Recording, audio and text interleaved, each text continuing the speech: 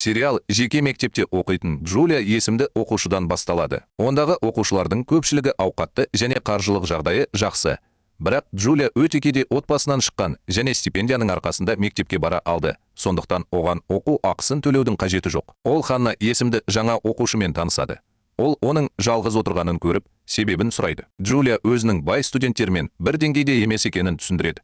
Және Ханнаға басқа студенттермен достасып, оны жалғыз қалдыра алатынын айтады. Алайда Ханна одан бас тартып, оның досы болуды шешеді. Содан кейін Джулия Ханнаға мектеп жүйесін түсіндіре бастайды және оған оқушылардың қызыл карта деп аталатын оғаш ойыны туралы айтып береді. Ойын қызыл карточканы оқушының шкафына салып, картаны алған оқушыны қорқытып, үркітетін оқшауланған жерге апарады. Джулия бұл ойынды мектептегі ең мықты оқушылар тобы жасағанын түсіндіреді. Бірнеше минуттан кейін біз қызыл қағаз алған оқушыны оқшауланған жерге апарып, оны басқа оқушылар ұрып, соғып жатқанын көреміз. 4 топ. Бүкіл мектептегі ең бай оқушылар не болғанын бақылап отыр. Джулия бұған куә болып, ренжіді. Сондықтан ол ашуын шығару үшін мектептің төбесіне көтерілді. F тобының 4 мүшесінің бірі оның топқа қарғыс айтқанын естиді, бірақ топтың 4-ші мүшесі болғанына қарамастан ештеңе істемейді. Содан кейін Джулия досы Ханнамен болған оқиға туралы сөйлесуге барады және оған F тобының мектепке қауіп төндіретінін айтады. Олардың жұмыстағы бастығы олардың әңгімесін естіп,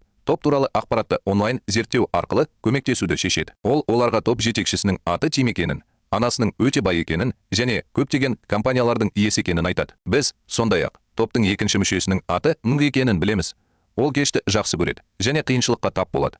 Өйткені оның отбасы мафияның бір бөлігі. 3-ші мүшенің аты Кевин. Ол да кешті жақсы көреді және ауқатты отбасынан шыққан. Соңғы мүше Рен, студенттерге қиындық тудыруды ұнатпайтын суретші. Джулия үйіне оралып, ата-анасымен бірге отырғанда, оның бір ғана ағасы бар екенін білеміз. Анасы оның қаржылық жағдайын жақсарту және жақсы өмір сүру үшін мектептегі ауқатты адамға тұрмысқа шыққанын қалайды. Келесі күні Джулия Ханнамен сөйлесіп жатқанда, Ханна байқаусызда Тимнің қымбат аяқ киіміне тамақ төгіп алған. Ханна аяқ киімнің өте қымбат екенін біліп, одан кешірім сұрап жылай бастайды. Тим оған аяқ киімін тілімен тазалауды бұйырады. Бұл Джулияны ашуландырады. Джулия Тимге тоқта деп айтады. Ол оны қабылдап, кетіп қалады. Кейінірек Джулия шкафын ашып, қызыл қағазды тауып алады. Оқушылар мұны көріп, оқиғаны видеоға түсіре бастайды. Джулия қорқытудан құтылу үшін қашуға тырысады, бірақ сәтсіздікке ұшырап, қудалаудың нысанасына айналады. Ол ашуын шығару үшін қайтадан төбеге шығады, ал Рен оны естиді. Рен оны қорлық көрген студенттерден сәтті құтқарып,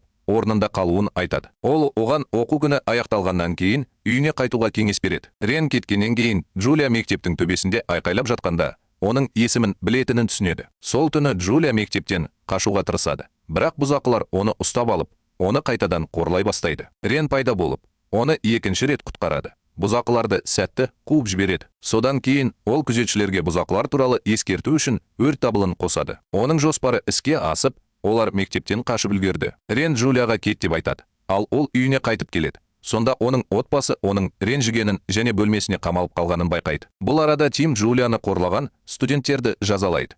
Өйткені ол олардан бұл туралы сұрамаған, ал күзетшілер оны көрген. Оның досы бұл оның кінәсі екенін айтып, оны жұбатады. Өйткені олар әдетте қыздарға қызыл қағаз бермейді. Тим ашуланып болған оқиғаның еш айырмашылығы болмайтынын, жазасыз қалмайтынын және бұдан былай Джулия оның жауы болатынын айтады. Ол үйге келіп, анасын тапқанда, ол сапардан қайтып келген және оның қандай қиындықтар тудырғанын біледі. Ол ренжіді, өйткені ол оны сәтсіздікке ұшырады деп санайды.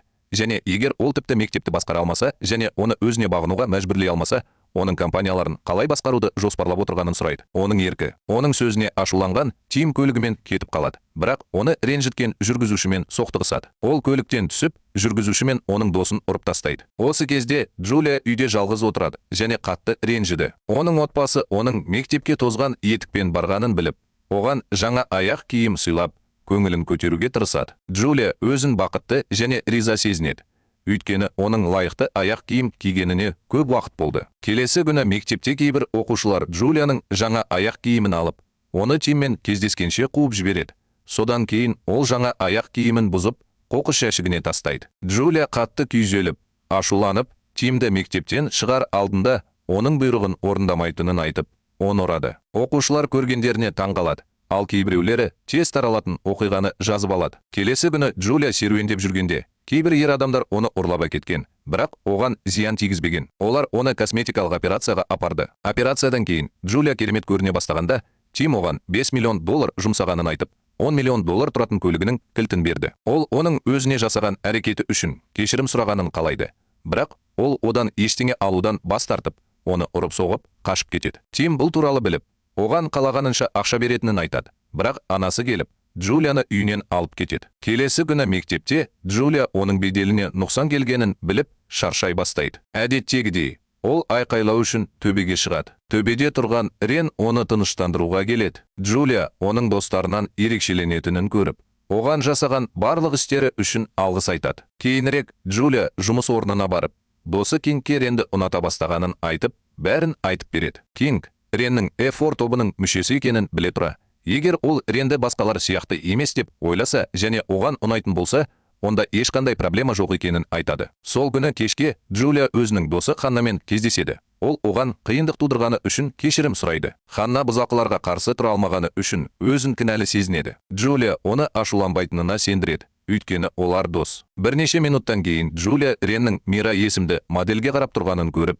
оған таңданатынын және оған ұқсағысы келетінін айтады. Содан кейін Джулия Ханнаға оралады және олар бірге кетеді. Болып жатқанның бәрін бақылап отырған Тим Ханнаның Джулияның ең жақын досы екенін түсінеді. Келесі күні Ханна қызыл қағаз алады, ал оқушылар оны қорлай бастайды. Осы жоспарды ұйымдастырған Тим шәкірттерінің шашын қырқып алғанын қалайды. Джулия досына көмектесу үшін араша түсіп, Тимнен не істеп жатқанын тоқтатуды талап етеді. Тим Джулияға оған жасаған әрекеті үшін кешірім сұрай алатынын және ол Ханнаны жіберетінін айтады. Джулия кешірім сұраудан және өзін қорлаудан бас тартып, шашын қиюды бастайды. Бірақ соңғы сәтте Рен араша түсіп, оны тоқтатады. Содан кейін бұзақылар Джулиядан жасаған істері үшін кешірім сұрайды. Оны досын құтқару үшін өзін құрбан еткен жақсы адам деп таниды. Джулия оларды кешіреді және олар дос болады. Олар оны модель Мираның құрметіне қабылдауға шақырды. Келесі күні Рен Мираны әуежайдан шығарып салып, олардың бала кезінен жақын дос болғанын айтады. Джулия кешке жаңа достарымен бірге келеді. Бірақ бұзақылар оны қайтадан азаптай бастағанын көреді. Олар оған күледі және Рен оған ешқашан қарамайтынын айтады.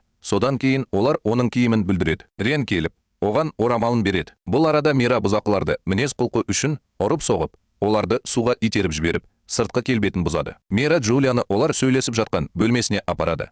Ал Мира Реннің Джулия туралы жиі айтатынын және оған қызығушылық танытатынын айтады. Джулия таңғалды. Өйткені бұзақылар оған Рен мен Мираның бір-бірін жақсы көретінін айтқан. Мира оны жай ғана дос екендіктеріне және басқалардың айтқанына сенбеу керек деп сендіреді. Джулияға киімінің біразын сыйлағаннан кейін Мира оны кешке қатысуға шақырады. Джулияны ұнататын Рен оның олармен бірге билегенін қалайды. Тим мұны көріп, Ренмен дауласып, Джулияға жақындамауды ескертеді. Өйткені ол қызыл қағаз алды және онымен ешкім дос болмау керек. Мира Тимді тоқтатуға тырысады, бірақ ол оны жерге итеріп жібереді. Бұл Ренді ашуландырады. Ол Тиммен ұрыса бастайды. Джулия оларды ажыратуға тырысады, бірақ кездейсоқ Тимге соқтығысып, оның құлап кетуіне себеп болады. Ұялған Тим оқиға орнынан кетіп қалады. Келесі күні Тим Джулияның кеште оған қалай құлағанын ойлап, ерекше бақытты болып көрінеді. Джулия Мираның үйіне барады, өйткені ол Реннің сонда екенін біледі. Ол Реннің Мирамен саяхаттау жоспарлары туралы дауласып жатқанын көреді. Джулия Реннің Мираны жақсы көретінін және оның кетуін қаламайтынын біледі. Рен Джулияның соңынан ере бастайды. Тіпті ол мектепке баратын автобусты да сатып алады. Джулия Ренмен бетпе-бет келіп, оны ұрып тастайды. Бірақ оның әпкесі араша түсіп, Джулияны өзімен бірге алып кетеді. Ол Джулияға визиткасын беріп, оны үйіне апаратын жүргізушімен келіседі. Содан кейін ол ағасымен сөйлесіп, олардың мүдделерін қамтамасыз ету үшін сапардан оралғанын түсіндіреді. Келесі күні Джулия ренжіген Ренмен кездесіп, Мира кеткеннен кейін не істейтінін сұрайды. Рен оған Мира оны қорлаудан қорғаған оның ең жақын досы екенін айтады. Ол оның одан алыстағанын қаламайды. Оларды бақылап отырған Тим олардың әңгімелері туралы біледі. Рен Джулияны Мирамен кездесуге апарады. Ол онымен кездесуді өтінді. Мира оның сапарға шығу туралы шешімі түпкілікті екенін түсіндіреді және Рен бәрін естиді. Джулия Ренге оралғанда, ол онымен дауласа бастайды. Бірақ Джулия оны Мираны шынымен жақсы көретін болса, оны тоқтатуға көндіреді. Мира кеткен күні Тим және оның достары қоштасуға келеді. Джулия да оларға қосылады. Тим Джулияның дұрыс айтқанын түсінеді және Мираға бәрі үшін алғыс айтып, оның артынан баруды шешеді. Джулия Тимге деген сүйіспеншілігін арттырады. Бірақ оған Мирамен бірге бақыт тілейді. Рен Тиммен кету жоспарлары туралы айтпағаны үшін жанжалдасады. Ақырында Рен Тиммен және оның достарымен татуласады. Олар оған қуанышты. Содан кейін Тим әпкесімен сөйлесіп, Джулиямен қалай байланысып, оның жігіті болу керектігі туралы кеңес сұрайды. Ол оған Джулияны кездесуге шақыруға кеңес береді. Келесі күні Тим теледидарға шығып, Джулияны онымен серуендеуге шақырады. Мектепте теледидар көріп отырған Джулия таң қалып, оны тағы да қорқытқысы келеді деп ойлайды. Келесі күні Джулия белгіленген уақытта Тиммен кездесудің орнына досымен серуендеуге шығады. Тимнің оны күтіп тұрғанына күмәнданып, ол айтқан жерді тексеруге бел буады және оның жаңбыр астында тұрып, оны күтіп тұрғанын көреді. Оны шынымен жақсы көретінін және оны қорқытқысы келмейтінін түсінген Джулия қайшылықты сезімдерге ие. Олар төбелесіп, бір-бірін ұра бастайды. Бірақ ақыры серуендеуге шығып, бір күнді бірге өткізеді. Кейінірек Джулия Тимді мейрамханаға кешкі асқа шақырады. Бірақ ол жерде тамақтың қымбат екенін білгенде, оны сөйлесу үшін шетке шығарады. Тим оны аш екеніне және тамақ үшін еш қиындықсыз төлейтініне сендіреді. Бірақ содан кейін олар есіктің құлыптаулы екенін және көмекке қоңырау шала алмайтынын білгенде таң қалады. Тим өзін нашар сезіне бастады. Өйткені ол жаңбырда тұрды, ал Джулия оған қамқорлық жасайды. Келесі күні қызметші келіп, оларға есікті ашады. Тим Джулияны үйіне апарып, басқа жерге барғысы келетінін айтады. Джулия үйіне кіріп, отбасымен сөйлескенде, ол анасынан әкесінің қарызға ақша алғанын және несие берушілер олардың үйін қамауға алғысы келетінін біледі. Джулия қолындағы ақшасын алып, әкесі қарызға алған адамға барады. Ол оған балансты жақын арада қайтаратынын айтады. Бұл адам оған әкесінің қарызын өтеу үшін өз клубында жұмыс істеуді ұсынады. Джулия қарсылық көрсетеді және қорқады. Бірақ ол оны ешкім мазаламайтынына және ыңғайлы жұмыс істей алатынына сендіреді. Джулия сонда жұмыс істеуге келіскеннен кейін, ол тым жақындауға тырысқан клиентке тап болды. Бірақ ол оны қолынан ұстап тоқтатты. Содан кейін ол қатысқан қызметкерге ұрысып, бастығына жұмыстан кететінін және ақшаны қайтаратынын хабарлауын айтты. Келесі күні Джулия Тимнің оны үйіне апарып жатқан видеосы желіге тарап кеткенін және студенттер бір-біріне ғашық деп ойлайтынын біледі. Джулия жағдайды нақтылап, кез келген қарым-қатынасты жоққа шығарғысы келеді. Бірақ Тим студенттерге олардың шынымен ғашық екенін ашық айтады. Олардың қарым-қатынасы туралы хабар бүкіл мектепке тарап жатыр. Тим достарымен сөйлескенде, олар оған Джулияға жақындамауды ескертеді. Өйткені анасы оның кедей қызбен қарым-қатынасын құптамайды. Сол күні кешке Тим Джулияның үйіне келеді. Бірақ әкесі оны кешігіп келгені үшін ұрсады. Тим өзінің жеке басын ашқанда, Джулияның әкесі оны ауқатты отбасынан шыққан ұлы деп таниды және оны теледидардан көргенін есіне алады. Джулияның әкесі Тимді қонаққа шақырады. Олар бірге кешкі ас ішеді. Тим олармен бірге болғанына қуанышты сияқты. Осы кезде Тимнің достарының бірі, Кевин, Джулияның жұмыс орнына келіп, әріптесі Канқа Джулияны Тимнен аулақ ұстауын айтады. Кешкі астан кейін Джулия Тимді шығарып салады. Бірақ Рен берген орамалын тастайды. Тим оны алып, Ренге өзінің балалық шағы туралы әңгімелейді. Ол бір күні Реннің ойыншығын алып кеткісі келетінін және оны алып кетпек болған кезде кездейсоқ сындырып алғанын түсіндіреді. Рен кешірім сұраудан бас тартып, Тимді олардың достар тобынан қуып жіберді. Осыған қарамастан, Рен онымен ойнауды жалғастырды. Тим ренжігенін мойындады. Өйткені Рен ешқашан кешірім сұрамаған. Джулия Тимге Ренге қоңырау шалып, кешірім сұрауды ұсынады. Бірақ Тим бұл оның мәртебесін төмендетеді деп қорқып, бас тартады. Джулия оны еркелеткен деп мазақ етеді. Ал олар әзіл қалжыңмен төбелесіп, қақпаны сындырады. Содан кейін Джулия Тимнен кетуін сұрайды. Бірақ ол оны келесі күні мектепте көретінін айтады. Сонымен бірге Тимнің анасы қызметкерлеріне оның қозғалысын бақылауды тапсырады. Келесі күні желіде Джулияның клубта жұмыс істеп жатқан суреттері пайда болды. Ал Тим онымен бетпе-бет келді. Джулия алғашында фотосуреттер жалған деп өтірік айтады. Бірақ ақырында шындықты мойындайды. Тим сатқындық сезімін сезініп кетіп қалады. Кевин және оның достары Джулияға көмектесіп, клубта кім суретке түскенін анықтауға шешім қабылдады. Кешке Кевин клубқа барады және сол жерде барлығымен төбелеседі. Содан кейін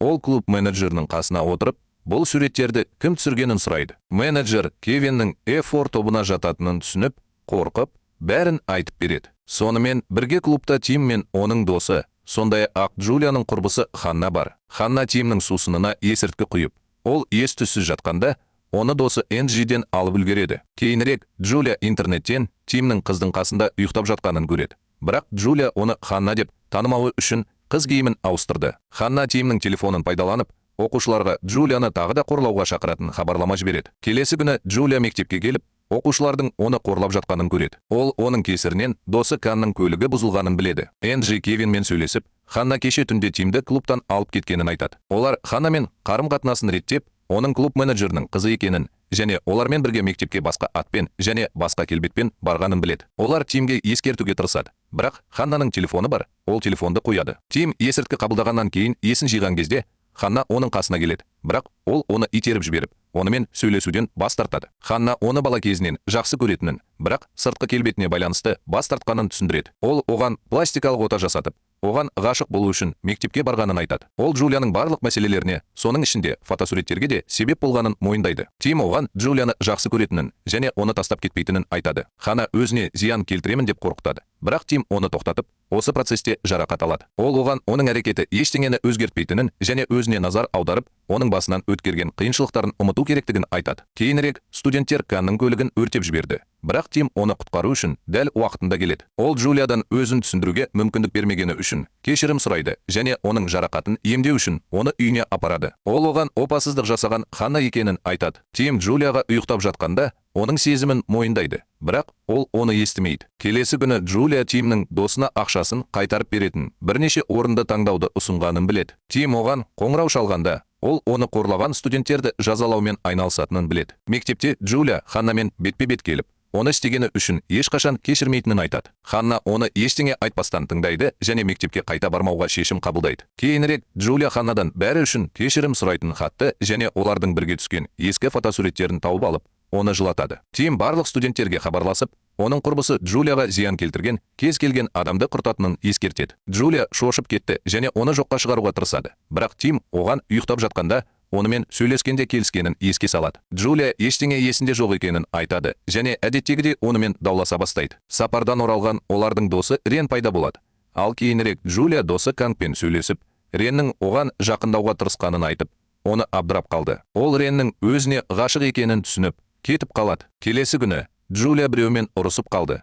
Ол оған хабарласқысы келгенін айтты, бірақ жауап ала алмады. Джулия телефонының бұзылғанын түсіндіреді. Джулия Тимнің байланыста болуы үшін оған жаңа телефон сыйлағанын білді. Бастапқыда Джулия телефонды алғысы келмеді, бірақ Тим оны ақыры алғанша талап етті. Ол онымен кездесу үшін мектептің төбесіне шығып, екеуінің қарым-қатынасы жоқ екенін түсіндіріп, телефонын оған қайтарып берді. Тим оған жай ғана дос болғанды ұнататынын және егер олар бір-біріне ғашық болып қалса, оған қарсы емес екенін айтты. Джулия Тимнің үнемі хабарларына ренжіп, бұл туралы досы Кангпен сөйлеседі. Канг Джулияға Тиммен бірге бір жерге баруды және келесі күні олардың барлығы серіктестерімен бірге бір жерге баруды ұсынады. Джулия Тимге жақындап, онымен кездесуге баруын өтінеді. Тим бастапқыда бас тартады және одан жалынуын талап етеді. Өйткені ол бұрын оның хабарламаларын елемеген. Олар дауласып жатыр. Бірақ соңында Тим онымен кездесуге баруға келіседі. Келесі күні олар бірге серуендеуге шығады. Канның жігіті Сем телефонмен сөйлесіп тұр. Ал Тим кездейсоқ Семнің Канды емес, Джулияны жақсы көретінін естиді. Ашуланған Тим Семмен бетпе-бет келіп, төбелеске ұласады. Джулия араша түсіп, төбелесті тоқтатып, Тимге оның өзгермегенін және әлі де қызу жүріп жатқанын айтады. Тим өзін қабылдамағандай сезініп, кетіп қалады да, достарымен бірге отырады. Олар оған Джулиямен қарым-қатынасын жақсартуға кеңес береді. Кейінірек Джулия Мираның үйленгенін жаңалықтардан біледі. Ол Ренге барады. Ол оған сезімін мойындайды. Ол оған Мирамен бақытты болғанын, бірақ оны одан да жақсы адамға лайық деп ойлағандықтан жібергенін айтады. Джулия оны жақсы адам және тамаша дос екеніне сендіреді. Тим бұған куә болғаннан кейін қызғанышпен қарайды және Рен енді F4 тобының мүшесі емес екенін айтып, оқушыны еш себепсіз ұрады. Джулия Тимге бәрін түсіндіруге тырысады, бірақ ол одан Ренді топқа қайтару үшін оны жек көретінін айтуын талап етеді. Ол жауап бермеген соң, ол Ренді өзінен артық жақсы көрді деп айыптап, оны ұрып жібере жаздады. Кейінірек Тимнің анасы оған қонаққа келіп, Джулиямен қарым-қатынасын тоқтатуды талап етіп, оны бейшара қыз деп атайды. Тим ашуланып,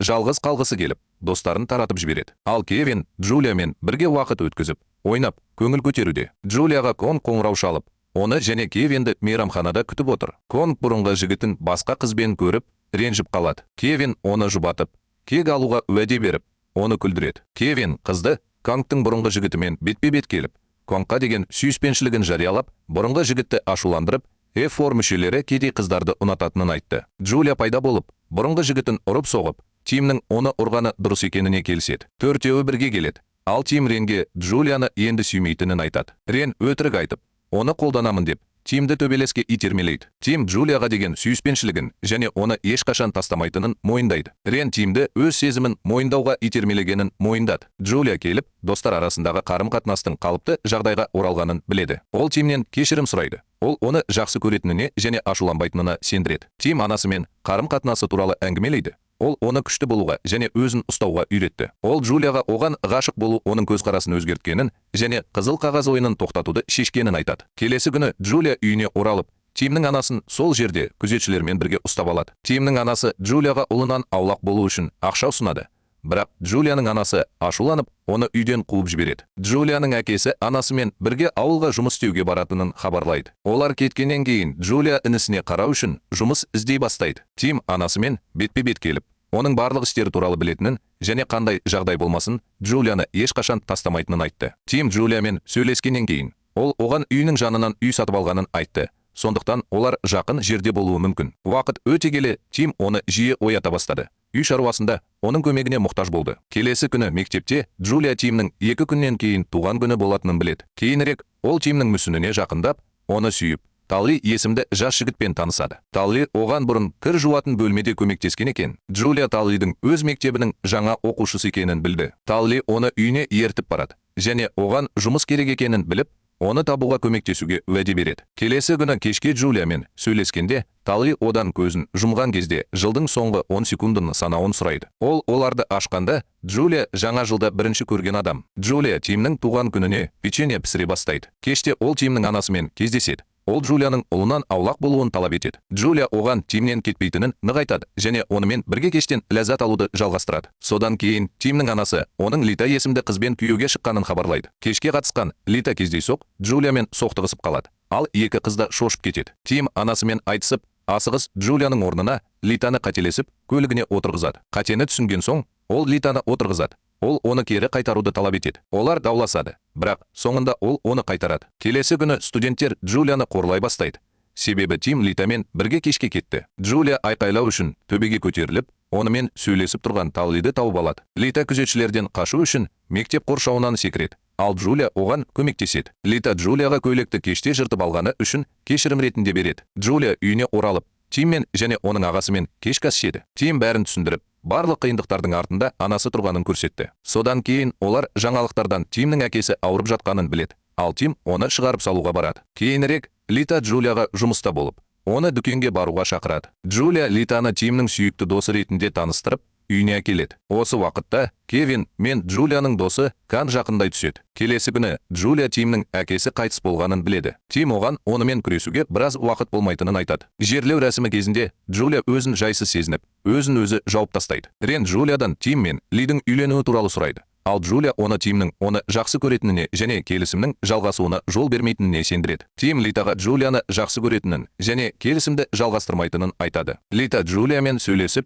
Тимді бастапқыда жақсы көрмегенін, бірақ сүйе бастағанын және ренжігенін мойындады. Джулия Таллиге қоңырау шалып, оған жұмыс тапқанын айтады. Олар бай адамдардың өмірін талқылайды. Келесі күні Тим Джулияға Литамен құда түсу мәселесін шешетінін айтады. Алайда, Тимнің анасының қызметкерлері келіп, Джулияның қоңырау шалғанын біліп, оны алып кетеді. Джулия ренжіп, Тимнің өзі тудырған проблемаларсыз өмір сүруі үшін олар ажырасу керек дейді. Содан кейін Джулия ауылға кетіп бара жатқан ағасымен қоштасады. Лита түнде Джулияға барады. Олар сөйлеседі. Лита Джулияға Тимнің кеше қонаққа келгенін және оның сүйіктісі болуын сұрағанын айтады. Джулия ол үшін бақытты екенін айтады. Литаны мұңайып, жылап тұрса да құшақтайды. Келесі күні Джулия Ренмен мектептің төбесінде сөйлесіп, олардың жағдайын білу үшін отбасына қоңырау шалады. Ол Тимнің Литаға жақындай түскенін біледі. Алайда, Лита Тимге жақындай түседі және олар дауласа бастайды. Кейінірек олар Джулияға жақындап, оны мазақ етеді. Бірақ Талли олардың назарын аудару үшін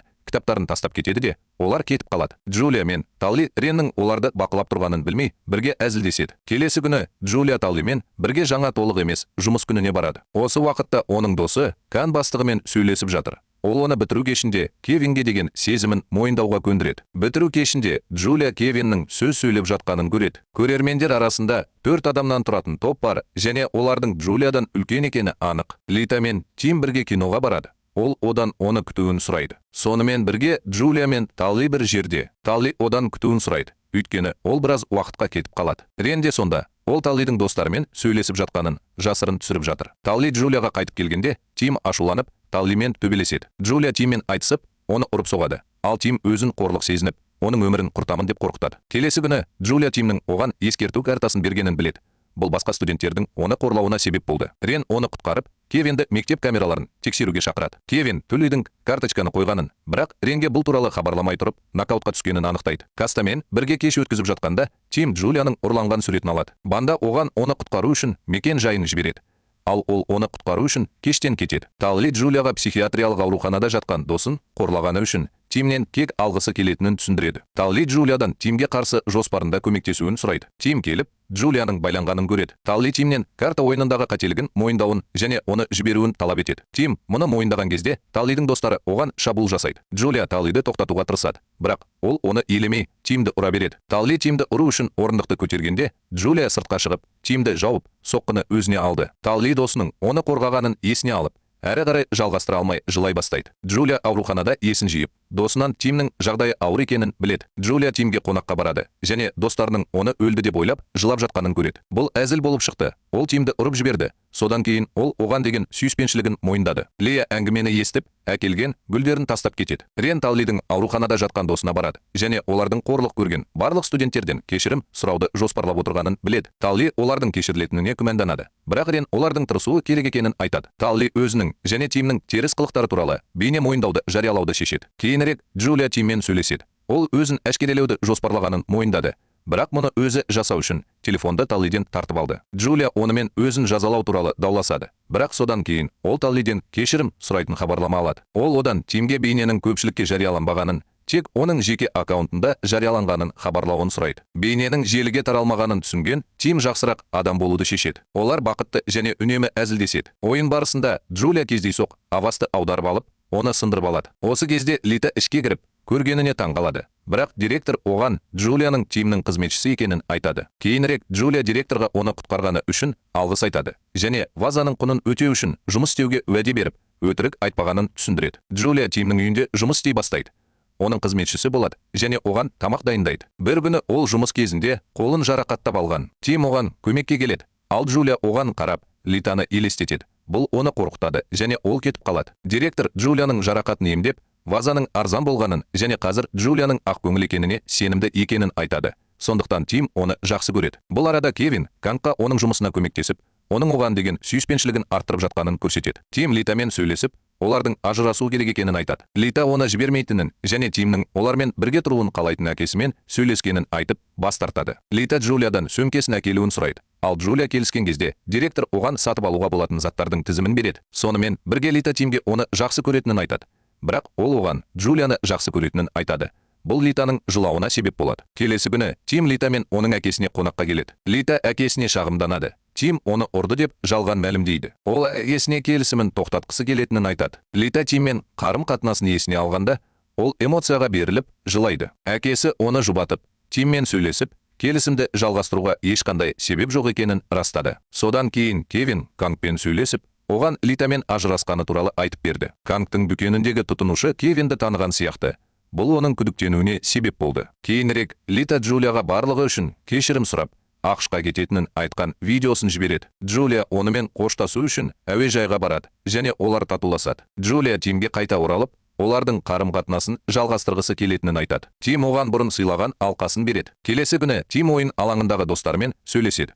Олар оған Джулияны таң қалдыруға және оған жақындауға кеңес береді. Біз Тимнің Джулиядан оған тосын сый ретінде кеш дайындауды сұрағанын білеміз. Бұл оның достарын таң қалдырады. Энджи мен Рен Кевиннің ренжігенін байқап, оны жалғыз қалдырады. Энджи Ренге Кевиннің өзінің алғашқы махаббаты Монамен кездескенін және бұл оны әлі күнге дейін ұмыта алмағандықтан ренжіткенін түсіндіреді. Джулия досы Кангпен сөйлеседі. Ол ренжіп, өзін мазалаған нәрсемен бөлісуін сұрайды. Конг Кевиннің оған лайық емес екенін айтып, одан алыстап кеткенін түсіндіреді. Біз Кевиннің Кангқа Монамен өткен өмірі туралы бәрін айтқанын білеміз. Канг Джулияға Кевиннің оқиғасы туралы айтудан тартынды, бірақ оған абай болуды ескертті. Кейінірек Тим Джулиямен сөйлесіп, оның Кевин мен оның құрбысын талқылап жатқанын көрді. Ол Кевин туралы көбірек айтып, оған балалық шақтағы махаббаты Моне туралы айтып берді. Біз Монаның Кевинге оны жақсы көретін, бірақ оны мойындауға қорыққан кезде, оны дос ретінде көру арқылы көмектескенін білеміз. Бір күні Кевин Монамен жанжалдасып, оны тастап кетті, өйткені ол жігіті туралы айтты. Мона Кевинмен белгілі бір ғимаратта кездескісі келіп, онымен байланысуға тырысты, бірақ ол ешқашан жауап бермеді және шетте қалды. Қазіргі уақытта Тим Джулияға Кевиннің содан бері Монамен кездеспегенін айтады. Осы уақытта Канг Кевиннің Монамен болған оқиғасы туралы білгеннен кейін Мона Кевинмен кездескісі келетін ғимаратты іздейді. Келесі күні біз Джулияны Тимнің оған арнап ұйымдастырған тосын кешінде көреміз. Алайда ол Канның қауіпсіздік қызметі оны қамауға алғанын айтқан қоңырауына ренжіді. Джулия Канға көмектесуге асығады, және олар оны ғимараттың төбесіне сүйреп апарады. Осы уақытта Мона Кевинмен сөйлесіп тұр. Ол оның үйленгенін түсініп, саусағындағы сақинаны байқайды. Кан көп ізденістен кейін ақыры Мона айтқан ғимаратты тауып алып, Кевинге онымен сол жерде кездескісі келетінін хабарлайды. Кевин достарымен қонаққа келгенде, Кан Монаның онымен неліктен кездескісі келетінін және сол күні өзінің сүйіспеншілігін қалай мойындайтынын түсіндіреді. Кевин төбедегі белгінің көлеңкесі мен сені сүйемін дегенді білдіретінін түсініп, Монаның сезімін ашады. Содан кейін Кевин Канға деген сезімін мойындайды. Содан кейін онымен бірге көлікке отырып, оны жақсы көретінін айтады. Джулия үйге келгенде, Тимнің анасы оның үйін басып алып, жиһазды ала бастағанын біледі. Тим келіп, анасымен телефон арқылы дауласады. Бірақ ол үйді өз ақшасына сатып алдым деп тоқтаудан бас тартады. Тим ренжіп, достарымен сөйлеседі. Олар оған қажет нәрсенің бәріне көмектесуді ұсынады. Джулия досы Конға барады. Ал оның менеджері болған жағдайды естіген соң, оған бос бөлмеде тұруды ұсынады. Содан кейін Джулия Тиммен сөйлеседі. Ол оған үйге оралмайтынын және өзінің досы Ренмен бірге қалатынын айтып, анасының өзі жақсы көретін қыз туралы мақұлдауын алуға тырысады. Джулия оны өзінің сүйіспеншілігіне сендіреді. Осы уақытта Тимнің анасы директорды Тимнің Джулиямен қарым-қатынасын сақтағаны үшін жұмыстан шығарады. Қызметші бұл туралы Тимге хабарлайды. Анасы оны Джулиядан аулақ ұстау үшін бәрін жасайтынын айтады. Содан кейін Тим анасының барлық есепшоттарын тоқтатқанын және одан бас тартуға ниетті екенін біледі. Сонымен бірге Тимнің анасының қызметкерлері Джулияның жұмыс орнын қиратып жатыр. Оның айналасындағылардың бәріне зиянын тигізіп жатқанын сезген Джулия Тимнің анасымен бетпе-бет келіп, егер ол жойғанның бәрін түзетсе, Тимнен кетуге келіседі. Тимнің анасы оның қатерлі ісікке шалдыққанын айтады және ол қайтыс болғаннан кейін Тимді компанияларды басқаруға жеткілікті күшті етуге тырысады. Джулия оның оқиғасына қатты әсер етіп, Тимді болашағы үшін тастап кетуге шешім қабылдады. Ол Тиммен кездесіп, онымен ажырасатынын айтады. Тим анасының қатысы бар деп күдіктенеді. Бірақ Джулия одан қашу үшін ақша алдым деп өтірік айтады. Тим Джулияны жақсы білетіндіктен, оны өтірікші деп атайды. Джулия бәрін басынан бастап жоспарлағанын және ақырында ақша алу мақсатына жеткенін айтады. Жүрегі ауырған Тим оған сенбейді, бірақ алқасын оған қайтарған кезде кетіп қалады. Джулия кетіп бара жатып, туған қаласына оралуды жоспарлап жылайды. Директор оны берілмеуге және Тимге оралуға шақырады. Джулия пойызға отырып, алқасын өзімен бірге алып кетеді. Осы уақытта Тимнің анасы Джулияның кеткенін және Тимнің қайтадан жұмысқа кіріскенін біледі. Тимнің анасы оның ауруы туралы өтірік айтқаны белгілі болды. Бір жылдан кейін Тимнің достары университетке түсіп, Кевин Конға жақындай түсті. Рен Джулияны туған қаласы туралы сұрап, барлық жерден іздейді. Қазір кеңсесінде жұмыс істейтін Тим әпкесімен сөйлесіп жатыр. Анасы оған маңызды іс бойынша телефон соғады, және олар компаниямен қарым-қатынасын тоқтатып, біреуді ашуландырғаны сонша, ол сот ісін жүргіземін деп қорқыта бастайды. Тимнің анасы оны істі жеңетініне сендіреді. Өйткені оларда барлық қажетті құжаттар бар. Тим теледидардан Джулияның әкесі олардың фермерлер ретіндегі қаржылық жағдайының нашарлығына шағымданғаны туралы хабарды көрді. Келесі күні Рен Тимге барып, Джулия мен оның отбасының қаржылық мәселелерін айтып берді. Тим алғашында Джулия ақшаны алып, кетіп қалды деп сеніп, көмектесуден бас тартты. Рен Джулия ақшаны алса, кедей болмас еді деп мәлімдейді. Ренмен жанжалдасып, Джулияның мекен жайын алғаннан кейін, Тимге өз ойын өзгертуге және жақсы көретін әйелінен айырылып, қалмауға кеңес беріледі. Джулия үйіне оралғанда, ауыл тұрғындары одан ақша талап етіп жатқанын көреді. Ол олармен ақылдасуға тырысады. Бірақ олар тыңдағысы келмейді және үйден бірдеңе алуға тырысады. Осы кезде Рен келіп, әкесінің қарызын өтеп жатыр. Джулияны таң қалдырды. Ол оны қалай тапқанына таң қалды. Рен әкесін теледидардан көріп, оның ізіне түскенін түсіндіреді. Джулия Ренге тамақ әзірлеп жатыр. Олар сөйлесіп жатыр. Рен оның ең жақын досы екенін айтып, оны әрқашан қолдап, қорғауға уәде берді. Осы уақытта Тимнің компаниясында бір топ қызметкер пайда болып, олардың серіктестігінің бұзылуына ренжіп, олардың жұмысынан айырылуына себеп болды. Компания иесі Тимнен одақты қалпына келтіруді өтінеді. Бірақ Тим бас тартады және күзетшілерге оларды шығарып салуды бұйырады. Жағдайға қатты әсер еткен Тим бұл мәселені анасымен талқылайды. Ол оның жолын қуып, араласпау керектігін айтады. Рен Джулияға жұмысына көмектесе бастайды және оны ағасымен бірге серуендеуге шығаруды шешеді. Джулия Ренге өзінің жұмысы туралы айтып береді. Ал оның ағасы жағажайға барады және олардың барлығы судың жағасында ойнап уақыт өткізуді ұнатады. Кейінірек Джулия ағасына анасының бірнеше компанияны жеке мақсатта қалай пайдаланғаны туралы айтып береді. Ол оны анасының теріс қылықтарын түзетуге көндіреді. Олардың анасы араласып, компанияларды басқару ақыл мен шеберлікті қажет етеді деп мәлімдейді. Сол кезде Рен Джулияға деген сүйіспеншілігін мойындап, оған үйленгісі келетінін айтып, ұсыныс жасайды. Алайда Джулия жылап, Тимді тастап кетпегендіктен, онымен бірге бола алмайтынын мойындайды. Рен күліп, оны Тимге деген сезімін мойындату үшін әзілдегенін айтты. Ол оған Тим мен оның достарының суреті бар телефонын көрсетіп, Тимнің оны әлі де жақсы көретінін айтады. Джулия Каннан Тимнің анасы оның қатерлі ісікке шалдыққаны туралы өтірік айтқанын біледі. Содан кейін Рен Джулияны қаладан алып кетеді. Осы уақытта Тим компанияның қызметін реформалау мақсатында жиналыс өткізіп жатыр. Жаңа бизнес жоспарды ұсына отырып, ол анасының оның әрекетіне наразылығына қарамастан барлық тұтынушылардың мақұлдауын алады. Тим компанияны өзінше басқаруға бел буып, анасы жасаған келісім шарттар мен құжаттарды бұзады. Кездесу аяқталғаннан кейін Тим оған ақша жоғалтқан компания иесімен бетпе-бет келеді. Иесі Тимнің анасына шабуыл жасамақ болады, бірақ Тим араша түсіп, жарақат алады. Джулия мұны көріп, Тим үшін қорқады. Тимді ауруханаға апарады, ал анасы оның жағдайына қызықпай, көмекшісіне жұмысқа көңіл бөлуді бұйырады. Тимнің әпкесі мұны кездейсоқ естіп, анасымен бетпе-бет келіп, Тимнің оны құтқару үшін өзін құрбан еткенін еске салады. Ренге қоңырау шалып, Тимнің комадан оянғанын хабарлайды. Джулия ауруханаға асығады, бірақ Тимнің анасы келушілерді қабылдаудан бас тартатынын біледі. Дәрігер Тимнің анасына Тимнің құлағанын және соңғы 4 жылды есіне түсірмеуі мүмкін екенін айтады. Дәрігер уақыт өте келе Тимнің жады қайта оралуы мүмкін деп санайды. Тимнің анасы оған танитын достарының суреттерін көрсетеді. Алайда ол оған Джулияның суретін көрсеткенде, ол оны есіне түсірмейді. Бұл анасын қатты қуантады. Джулия оны жұбату үшін Тимге барады, бірақ ол оны танымаймын деп айқайлайды. Есеңгіреп, жүрегі ауырған Джулия Тимнің әпкесінен оның жағдайы мен анасының жағдайды пайдалану жоспары туралы біледі, және ол оған қатысты барлық нәрсені жасыра бастады. Ол үйге келгеннен кейін, біз оның анасының ешкімге онымен байланысуға тыйым салғанын және оған бақылау орнатқанын білдік, өйткені ол оны қалағанын қалады. Күшін қалпына келтіру және компанияны қайтадан басқару үшін біз оның дәрі-дәрмектен бас тартқанын, оны лақтырып тастағанын және оның жақсарғанын немесе Джулияны есіне алғанын қаламайтынын білдік. Осы уақыт ішінде біз Джулияның достарымен бірге отырғанын көреміз. Олар оған көмектесетінін айтады. Анасы үйден шыққан соң Джулияның кенеттен келгеніне таңғалады. Біз оның достарының оған жетуге көмектескенін білеміз. Джулия оны есіне түсіруге тырысып, бірге түскен суреттерін көрсете бастайды.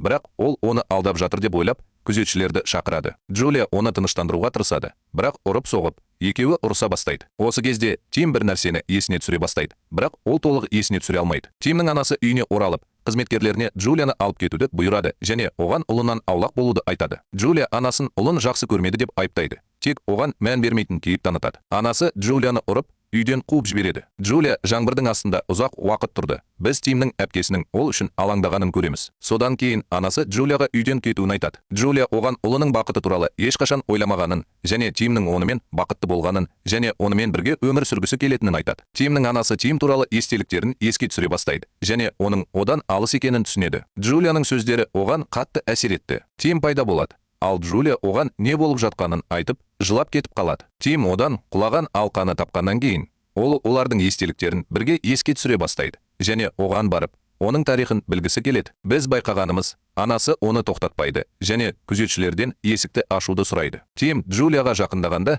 ол оның өзін еске түсіргенін қалайды. Джулия оған бәрін айтып береді және олар бір-бірін жақсы көретіндерін түсінеді. Тим Джулиядан оның кесірінен басынан өткерген барлық қиыншылықтары үшін кешірім сұрайды. Джулия оны есіне алғанын түсінеді және өте бақытты. Кевиннің достары Тимнің Джулиямен түскен суретін көріп, оның оны есіне алғанын біледі және олардың барлығы өте бақытты. Күндер өтіп жатыр. Біз Джулияның отбасының ауылдан оралғанын білеміз. Олар Тимді теледидардан көреді. Ал Джулия Тимнің компанияларды басқару және табысқа жету үшін білімін аяқтайтынын айтқанын есіне алады. Біз сондай-ақ оның анасының бақытты екенін білдік, өйткені ол шетелде білім алмақшы болды және ол оған бақыт тілеп, ой-өрісін өзгертті. Біз сондай-ақ олардың достары оны мектепке апара беретінін және карта ойыны аяқталып, бәрі өз орнына келгенін білдік. Содан кейін марапаттау рәсімі өтеді. Біз Тимнің оған көйлегін Америкадан жібергенін білеміз. Джулия сынған көйлегімен отбасына көмектесіп жатыр. Ал ағасы оған көйлегін сыйға тартты, бірақ ол жерге құлап,